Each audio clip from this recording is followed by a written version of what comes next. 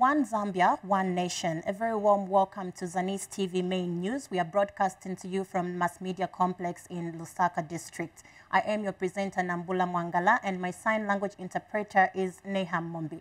Let's look at the top stories making headlines. Rehabilitation works kick off on Lusaka-Mongu Road. Contractors abandoning CDF projects warned.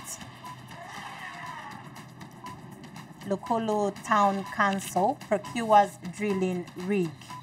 Plus, Chief Lundu of Chama District has condemned the burning of a rare pole line. And now the news in detail. Rehabilitation works on the 87.3-kilometer section of the Lusaka-Mongu Road has begun. The road stretches from Tate Yoyo Gate to Katunda Junction. Zanis staffer Kashweka Sakaimbo reports that the development has cheered Kawoma residents. Take a look at this report. Well-maintained roads reduce the risk of accidents, thereby advancing transportation efficiency. The Lusaka-Mongu Road serves as a vital linkage for local and international market accessibility, but its long deplorable state has been a burden for many years. This is why the government is set to rehabilitate 87.3 kilometers of the Lusaka-Mongu Road. Kauma District Commissioner has disclosed that the road construction works are expected to be commissioned this week. Coming of the new government, within 2.5 years, the government is responding to that cry of the people. And right now, we are getting ready for groundbreaking ceremony, which is scheduled to take place on the 7th of August 2024.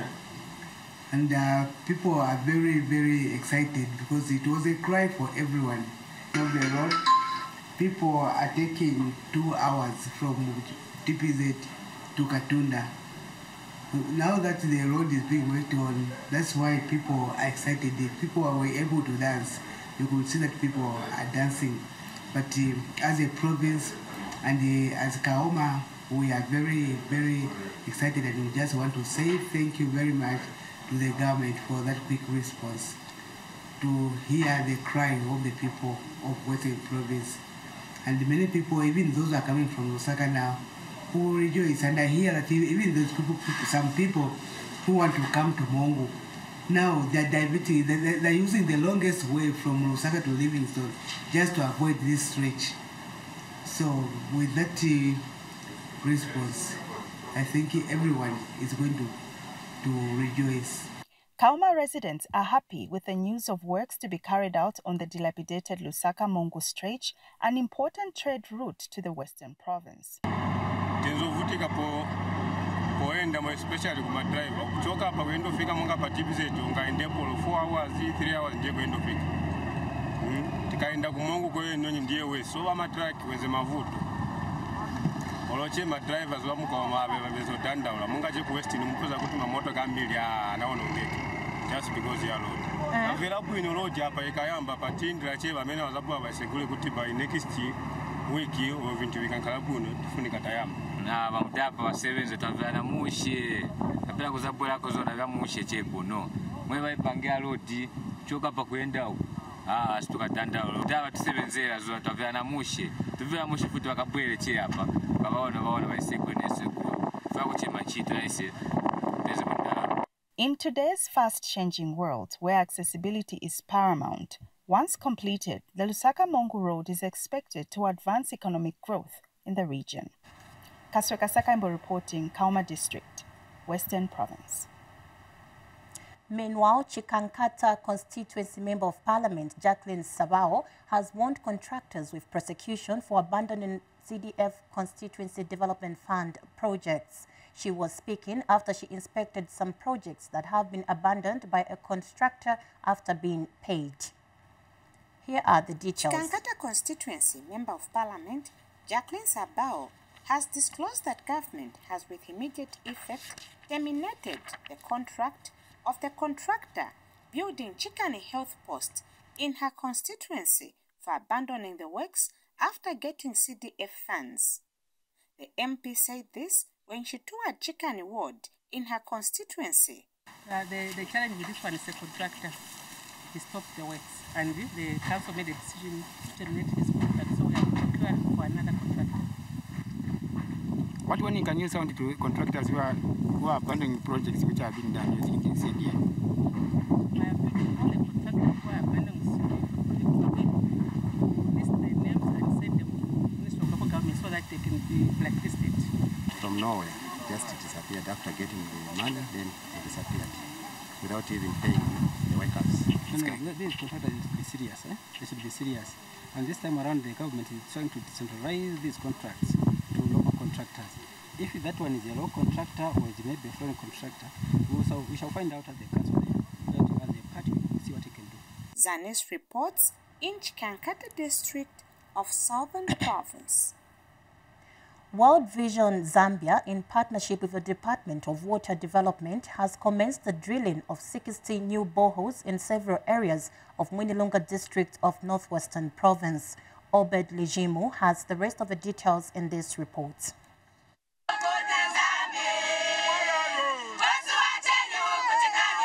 Their joy explains it all. Residents of Mukoma area in Kampemba Ward will no longer risk their lives on a steepy terrain in search of water from a nearby stream, all thanks to World Vision Zambia, who is drilling 60 boreholes, starting with this one here. District Commissioner Harrison Kamuna flags off the borehole drilling exercise. 60 boreholes in the Mwinilunga district to be sunk, and some of them will be connected to mechanization so that we see the women in maternity annexes receiving enough water, and this water will be for our school children. This water will be for provocative farmers that will grow vegetables around here. World Vision Area Program Manager Alan Magasu says the boreholes being done under a project called Finish the Job targets to benefit over 25,000 people. After conducting our assessment, we thought of coming up with 3 boreholes here in this area. We want to appeal to you that let's support them, let's support each other so that we have a successful project. 30 out of the 60 of these boreholes are expected to be mechanized, affording the community here access to clean pipe water. They are missing lessons. We find that they are in class, about 500, 600 meters, and the clinic at the We used to go very far to go and fetch water, but now the government has provided for us the boreholes, and that's nice. We're very happy.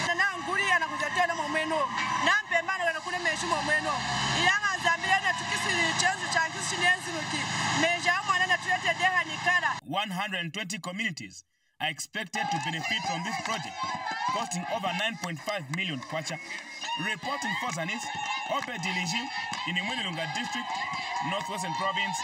And the Lukulu Town Council has procured a water drilling rig valued at $188,000 United States dollars. This is from the 2022 Constituency Development Fund, CDF. Minister of Local Government and Rural Development, Garin Kombo, says the equipment will help improve water reticulation that has been a challenge to the community of Lukulu. Meanwhile, Lukulu East Member of Parliament, Christopher Kalila, praised the increment of CDF, which he said has been effective in project implementation. It is a very short event. It is a showcase of the President's flagship program of the Constituency Development Fund and its effect in transforming our people's lives. Behind here is an asset that was procured under the Constituency Development Fund 2022 by the Lukulu Town Council, and it's a water rig for digging boreholes. I would like to take this opportunity to firstly thank the Member of Parliament for his leadership and thank the entire council for Lukulu Town Council for arriving at a decision such as this one.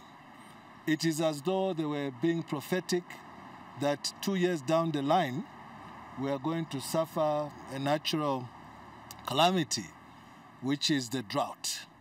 As you all know, we are in a disaster era where our head of state, the president, made a pronouncement of a national disaster as a result of the lack of rainfall, the 2023-2024 rain season. First and foremost, I want to mention that His Excellency, the President of the Republic of Zambia, Mr. Hakainde Hichilema, gave a directive to all of us to prioritize access to safe drinking water. And as a council, we took it up as our #1 priority because the biggest challenge we have in our constituency is the lack of safe and clean water. A lot of our people are still drinking water from the wells. And therefore, the arrival of this machine will enable us to provide water almost to every village. We will drill boreholes, Honorable Minister, willy-nilly. We'll just be going from one place to another, and hopefully the program will take us another year or two, after which we hope colleagues in the nearby constituencies can also have recourse to this rig. This machine was procured in 2022 at a cost of $188,000. But as the minister said, our suppliers, who are truly Zambian, young, faced so many challenges along the way, but thanks to the minister and his permanent secretary and everybody else who has been supportive, because we never gave up. Today we have this machine. What else will this machine do? #1, we have the drought, so we know that with this machine we can provide water, but not only that, we can also provide water for small irrigation schemes such as drip irrigation. We also know that, by the way, Honorable Minister, we will be back here next week as we deliver some more pieces of equipment for road maintenance and road construction. We think that this is a game changer, and if there are any that have been doubting what the Constituency Development Fund is able to do, this is a clear testimony of that. Because the people of Lukulu today own this machine. The people of Lukulu today will drill boreholes, provide water schemes on their own using this machine. But lastly, as a Member of Parliament, I say thank you to His Excellency, who enhanced the Constituency Development Fund. In other news, Chief Lundu of the Senga people of Chama district has condemned the burning of a pole line belonging to the Rural Electrification Authority, REA, meant for electrifying the palace of Senior Chief Kambombo. Speaking in a telephone interview with Zanis, the traditional leader says the negligence undermines government's efforts to spearhead development in rural areas. Yes, the contractor, there is a total negligence by the contractor, and that damage is very expensive. Government again to spend more money on the same work.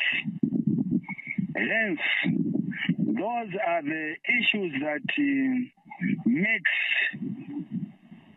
as if our government is not working when the government is working. Agents of some people are decampaigning the government because of their negligence. Otherwise, I personally am not happy with that development.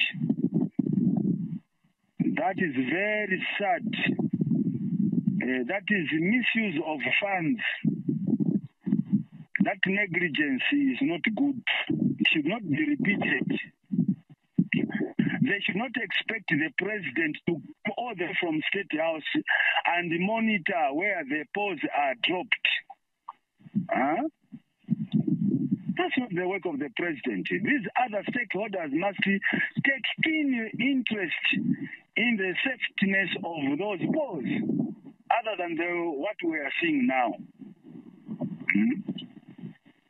So some people who are not thinking will say, no, the government is not working, whilst the government had or has a vision to electrify all areas. But now with that is taking back to step one again. So people must learn to be careful and to be mindful with what they have been entrusted to do, other than expecting a minister and the president and the DC to be doing such works. The contractor himself, the RIA, didn't they know that where they dropped those poles, there were some grasses around? Why didn't they employ some guys to bush clear the area?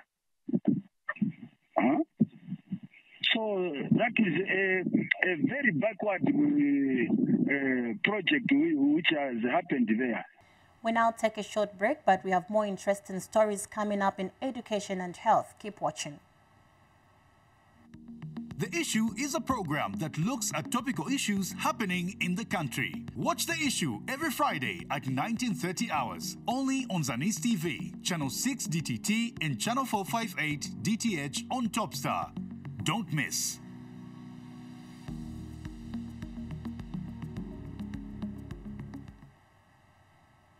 Welcome back. In education news, the construction of Chikani Boarding School in Chikankata district of Southern Province is progressing well. Here is a report. Chikankata is set to witness a significant milestone with the construction of its first government core boarding secondary school. The project, valued at 2.3 million kwacha, is being funded through the Constituency Development Fund CDF and the World Bank. This development marks a pivotal step in enhancing the educational infrastructure in the district, which will soon boast a state-of-the-art facility at Chikani Core Boarding Secondary School. The school, which currently caters for grade 8 through to grade 12, will be transformed into a boarding institution with an addition of dormitories and ablution blocks.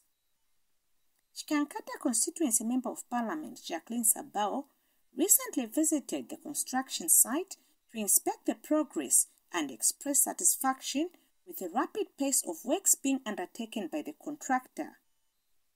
Highlighting the importance of this project, Ms. Sabao emphasized how the new boarding secondary school will significantly benefit young people in the district, especially the girl child. It means that when we are going to have this boarding school, even the economical, social activity of this area will change.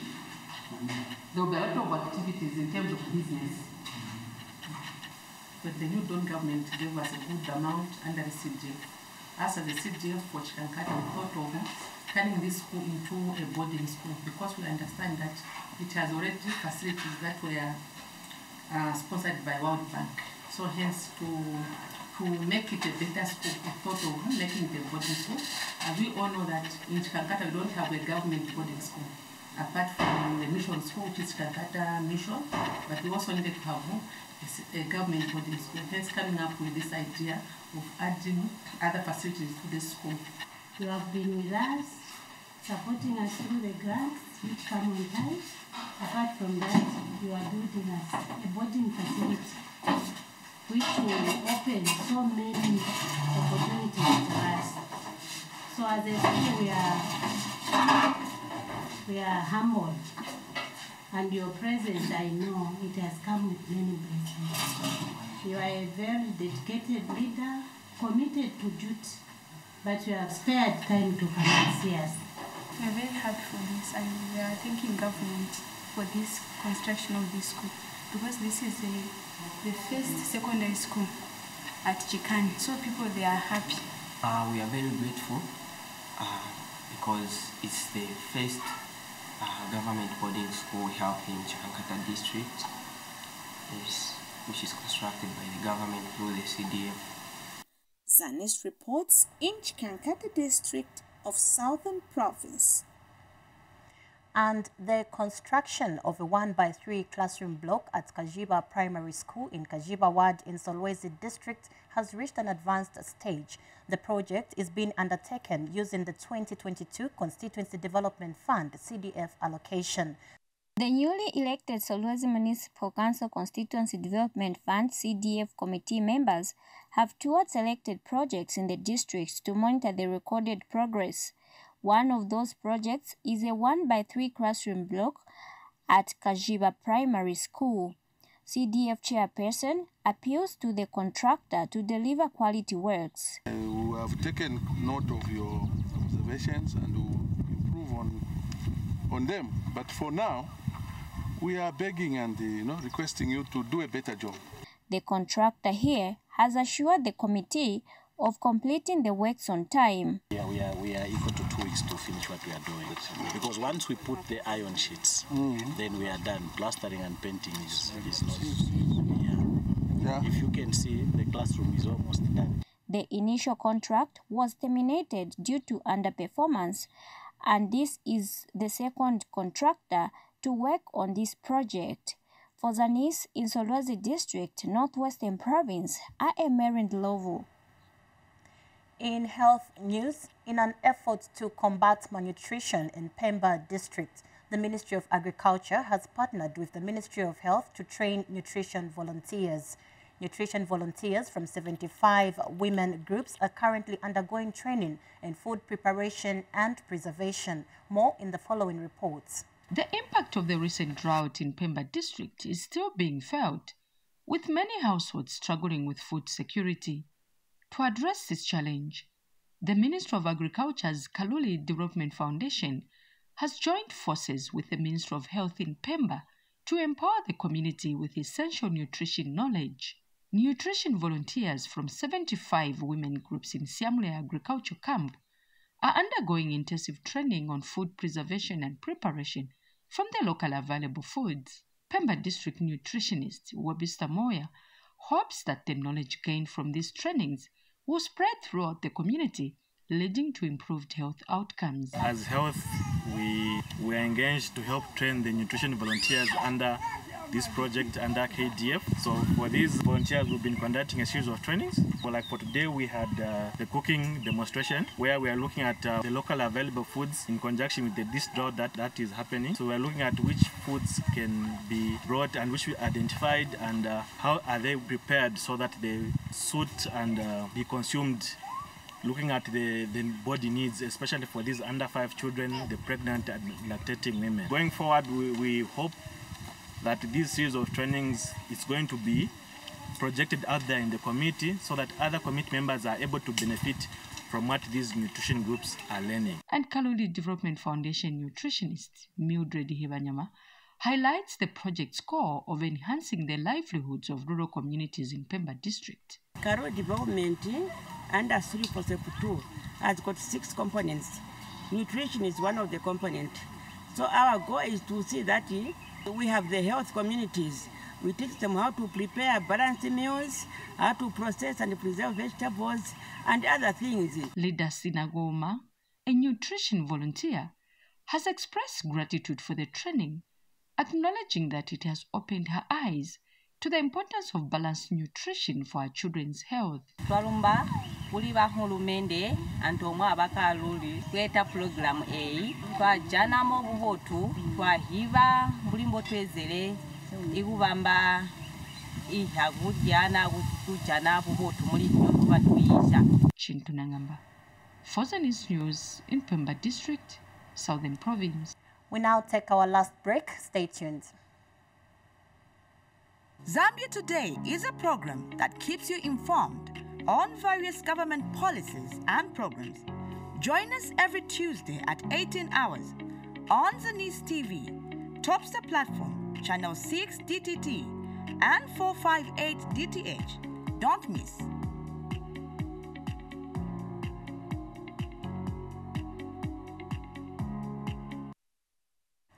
Welcome back, and still in the news, the Zambia Institute of Chartered Accountants, ZICA, has reaffirmed its commitment to closely work with government to find solutions on governance issues. ZICA President Yande Mwenya said this during the Forum for Zambia Women Accountants meeting hosted in Mazabuka District. More in the following reports. The Zambia Institute of Chartered Accountants, ZICA, has reaffirmed its commitment to collaborate with government on governance issues surrounding the energy crisis and debt restructuring. ZICA President Yande Mwenye is optimistic the institute is on the right trajectory in giving viable solution ideas. Recently, I believe last week, we did add our voice to the midterm performance review and looked at some of the issues that are happening in our economy, energy being the biggest one because of the drought. And you know as well we've had the debt restructure, so we've added our voice to that, and we will be having... Zone 4 of the Zambia Forum for Women Accountants meeting held in Mazapuka district with a call to strengthen their leadership role in national development. This forum is not just an event, but a movement towards greater empowerment and recognition of women accountants in Zambia. Let us remember the importance of collaboration.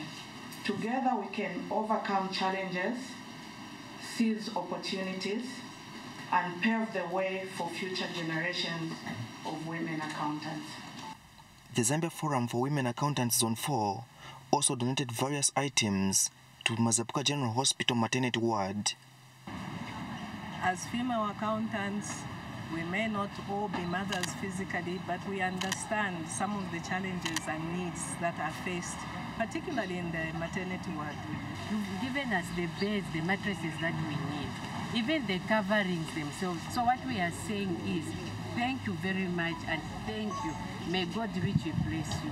Women accountants extended their gesture to learners at Mazapuka Girls Secondary School and provided solar lamps for studying purposes. Thank you for coming here and giving us the lamps. They will really help us. We've been having a tough time with our studies, but now we'll be studying, we'll be using them, and we ensure you will pass. Kazela Wanda, Zanis, Mazapuka District.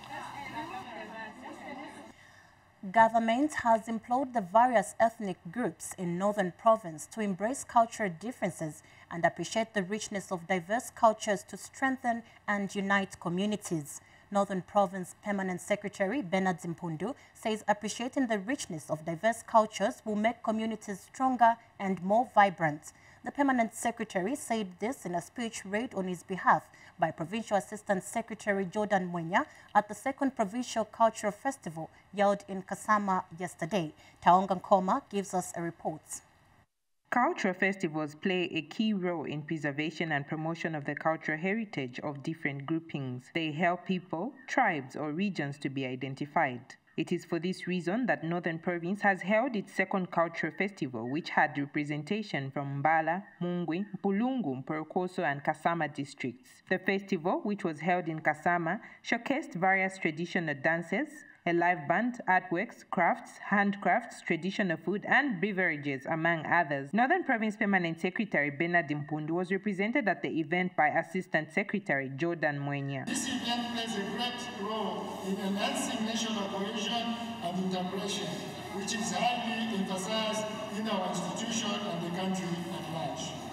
Ladies and gentlemen, I also believe that our diverse and rich cultures will make us stronger, more united, focused, as well as we learn and work together. The Provincial Cultural Officer explains the significance of the event. Cultural events like this one are more than just performances. They are a celebration of our heritage, diversity, and creativity. They provide a platform for our artists to express themselves, share their unique cultures, and learn from one another. Ethnic groups such as the Bembas, Lungus, and Mambwes also narrated how they migrated from their place of origin and stressed the need for the elderly to keep cultural traditions alive by passing them down from generation to generation. Through House of Chiefs,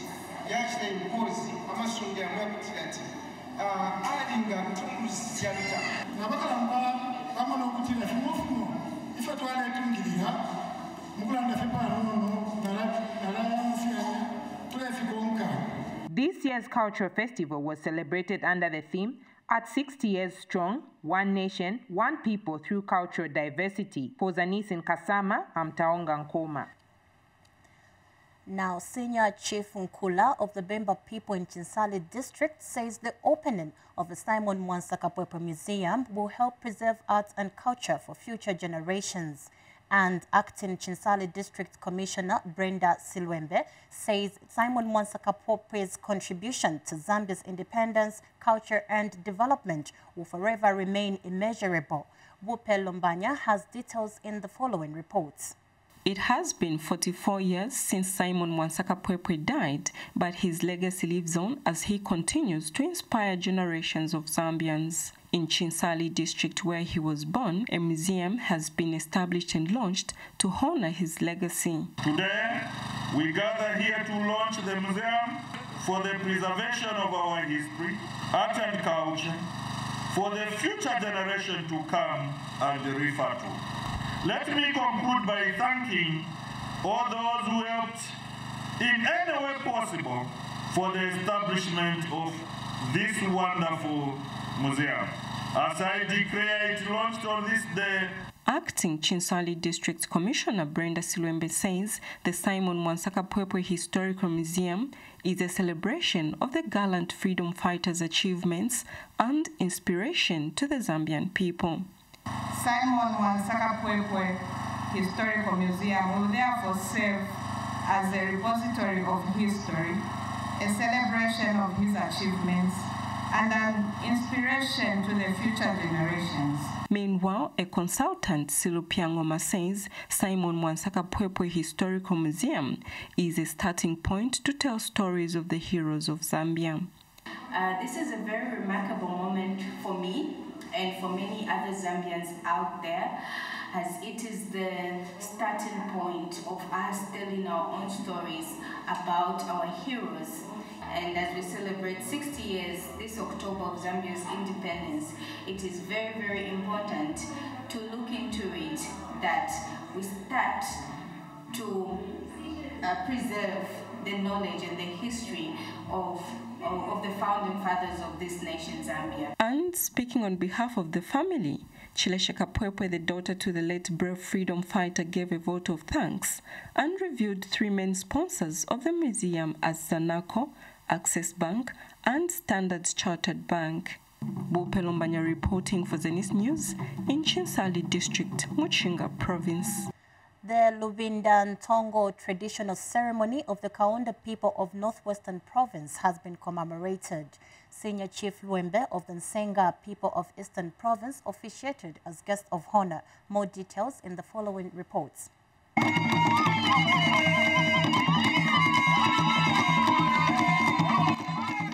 Lubinda Ntongo traditional ceremony is celebrated by the Kaunda people of Northwestern Province. The ceremony signifies the hunting skills of the Kaunda people and the new harvest. Lubinda is the hunting skill and Ntongo is the celebration of a new harvest. Senior Chief Luembe of the Nsenga people of Eastern Province is the guest of honor at the event. Your Royal Highness, Chief Dr. Mungela, I congratulate you for hosting this year's colorful and successful Lubinda Ntongo traditional ceremony. This shows how you are working closely with your subjects. There has been a policy statement by our President that succession wrangles should be settled outside court. For this reason, Your Highness, my appeal to the head of state is he should at the same time advise the courts not to entertain such cases, for them to be only attended to by the royal family. Meanwhile, government has this to say. Guest of honor, I'm here on behalf of government to report to you that government is not going, I repeat, Your Royal Highnesses, government is not going to add, or rather, the president's term office will not be increased. And Rumana Community Trust are part of the event. Since our inception in 2014, Rumana Community Trust has been complementing government efforts by building schools, healthcare facilities, agricultural infrastructure, bridges, and empowering our communities. These initiatives reflect our commitment to sustainable development and community well-being. We commend the new Dawn government of His Excellency Hakainde Hichilema for providing an enabling environment that allows us to operate and serve our community. The ceremony signifies unity, and it is an opportunity to come together and celebrate culture. Monde Msole, Zanis, Kalumbila. We end the news with an item from Eastern Province where Save the Children Eastern Province Program Manager Richard Kaliata says the fight against early marriages must effectively involve all stakeholders, especially parents. Speaking in an interview at the just-ended Child Marriages Symposium in Petauke District, Mr. Kaliata said the symposium is a platform to interact with children to find solutions to the challenges that they face. More in the report. The Ending Child Marriages Symposium, organized by Save the Children to address challenges that the girl child goes through, has come to an end, and a number of resolutions have been drafted. Save the Children Eastern Province Program Manager Richard Kaliata gives an overview on the 2 days program held in Petauke District. We have had 2 days of Ending Child Marriage Symposium, which took place in Chieftainess Manjavantu's area. The idea was to brainstorm on how we are going to end child marriages in Eastern Province.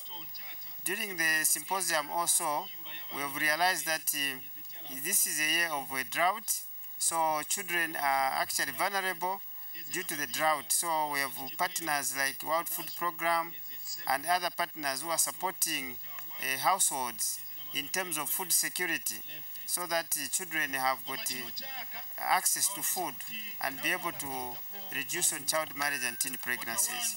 So these are some of the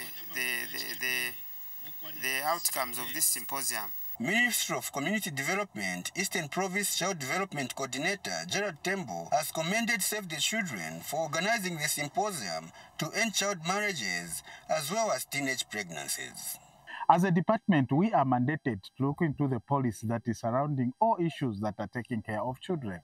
Of course, we cannot work alone as a department. We are working with cooperating partners to say in order for us to reach many people, we needed to carry out this symposium in the community.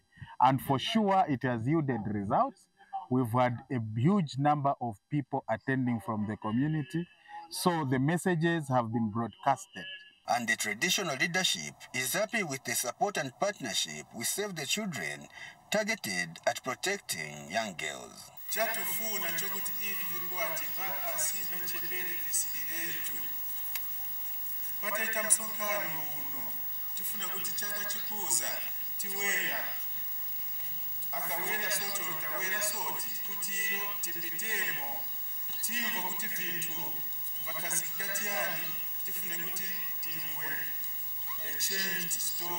Meanwhile, Sipo Hamalambo gave a vote of thanks on behalf of the adolescents attending the symposium.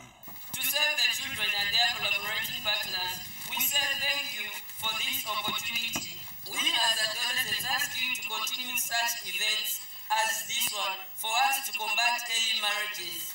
As the saying goes, nothing for us without us. Sylvester Shimba for Zanis in Eastern Province. On that note, we come to the end of the news, but before we go, let's have a recap of the top stories that made headlines. Rehabilitation works kick off on Lusaka-Mongu Road. Contractors abandoning CDF projects warned. Lukulu Town Council procures drilling rig. Plus, Chief Lundu of Chama District has condemned the burning of a rare pole line. That's all we had for you on this bulletin. On behalf of my sign language interpreter, Neham Mumbi, and the entire news production crew, my name is Nambula Mwangala. Thank you so much for watching and continue enjoying the rest of the programs.